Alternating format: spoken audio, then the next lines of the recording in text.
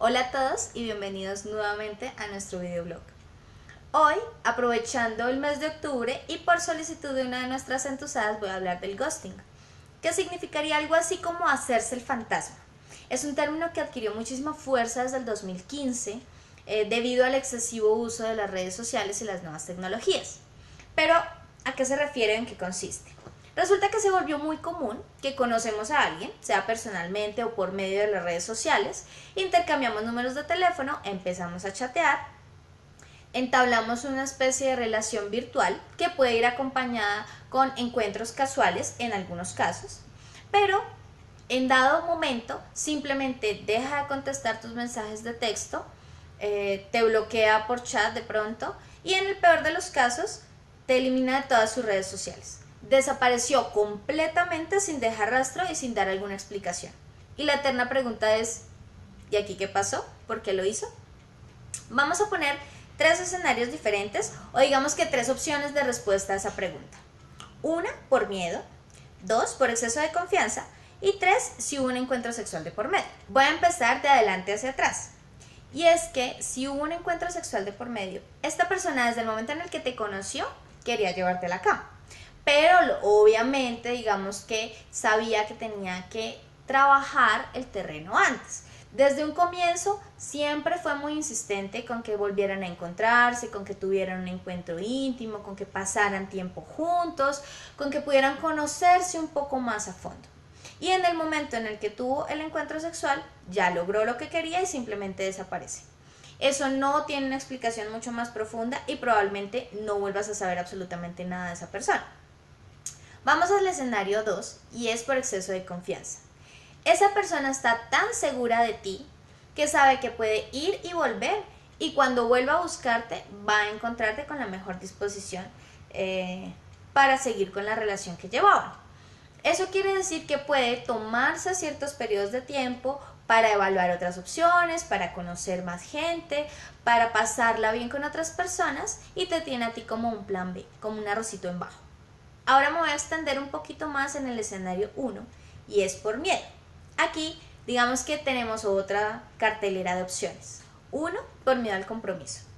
Y es que de pronto solo quería conocerte, solo quería distraerse, conocer gente, entretenerse un rato, pero cuando se dio cuenta de que el sentido de la relación había cambiado un poco, prefiere huir sin dar mayor explicación.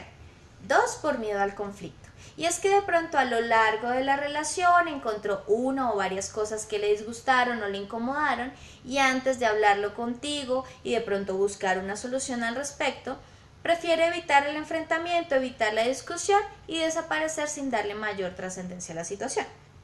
Y la tercera opción es que de pronto tiene miedo a que la relación interpersonal no fluya de la misma forma que la relación virtual.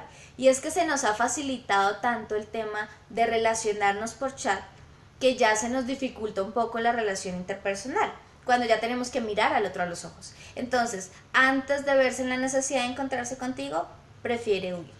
Y es que, ¿qué pasa? Que estamos tan acostumbrados ahora a comunicarnos a través de la pantalla de nuestro celular que se nos volvió la máscara perfecta. Entonces se nos ha hecho mucho más sencillo aprender a relacionarnos por chat y hemos perdido la práctica de relacionarnos interpersonalmente. Entonces es mucho más fácil comenzar y terminar relaciones por chat que mirando al otro a la cara. Nos estamos acostumbrando a deshacernos de las personas simplemente con dejarlos en visto o con bloquearnos de nuestro chat. Pasamos mucho más tiempo socializando por redes que teniendo contacto interpersonal con quienes nos rodean. Eso nos hace perder la práctica de nuestras relaciones interpersonales. Eso hace más difícil que podamos entablar una conversación mirando al otro a los ojos y a su vez hace más difícil que podamos superar los conflictos de forma personal. Entonces es mucho más fácil pelear por redes o pelear por chat y cuando ya no tengo más argumentos para pelear simplemente dejo al otro en visto o lo bloqueo y fin de la conversación. Pero ¿qué pasa? Que estamos creciendo con la idea de que podemos tratar al otro y de que nos pueden tratar como si realmente pudiéramos ser ignorados, como si nuestros sentimientos o los sentimientos del otro no importaran, y sea en el campo virtual o en el físico, los sentimientos del otro deben ser respetados y deben ser tenidos en cuenta, así como los míos. Entonces estamos creciendo con la idea de que podemos enviar un mensaje que jamás se ha respondido y está empezando a desaparecer la empatía entre las personas. Necesitamos aprovechar muchísimo más la capacidad de relacionarnos con los seres que los rodean, porque los seres humanos somos seres sociales por naturaleza, pero la capacidad de socializar y de relacionarnos está en lo físico, en el contacto de la mirada, en un abrazo, en una sonrisa, en tomarnos un café, en ir a cine. No reduzcamos nuestras relaciones interpersonales a la pantalla de nuestro celular, porque además el ghosting tiene consecuencias, tanto para la víctima como para quien lo practica, es decir, para quien desaparece. Voy a empezar hablando de esa persona. En muchos casos, esta persona ni siquiera es consciente del daño que le está haciendo al otro.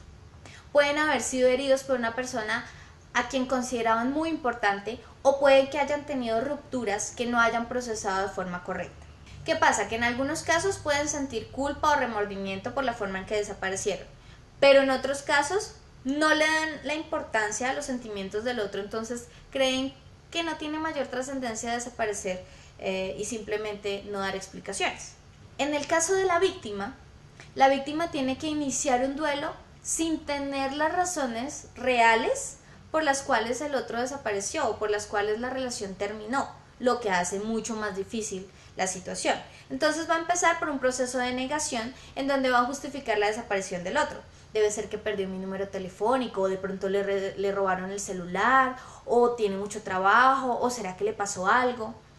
¿Qué pasa? Que con el pasar de los días, cuando ya nos demos cuenta de que definitivamente desapareció del mapa, vamos a entrar en el proceso de aceptación y ahí tiene que enfrentar la sensación de que el otro no dignificó la relación lo suficiente, no le dio la suficiente importancia ni la relevancia como para al menos decir adiós y decir por qué.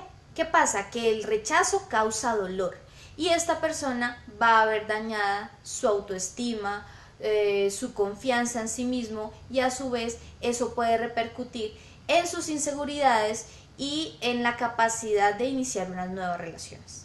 Pero a eso le sumamos que si de pronto dejo de contestar los mensajes por chat, pero todavía los sigo en Facebook o los sigo en Instagram y me doy cuenta de que esa persona continuó con su vida como si nada, va a ser muchísimo más difícil superar el duelo en esas condiciones. Recordemos que el final de una relación es un momento muy importante, porque es una oportunidad de crecimiento emocional para las dos partes. Entonces es necesario vivirlo de una forma correcta y darle a todas las relaciones un cierre adecuado para que podamos evolucionar en el resto de relaciones que tengamos de ahí en adelante. Y un consejo final: por favor, perdamos esa fea costumbre de dejar en visto al otro.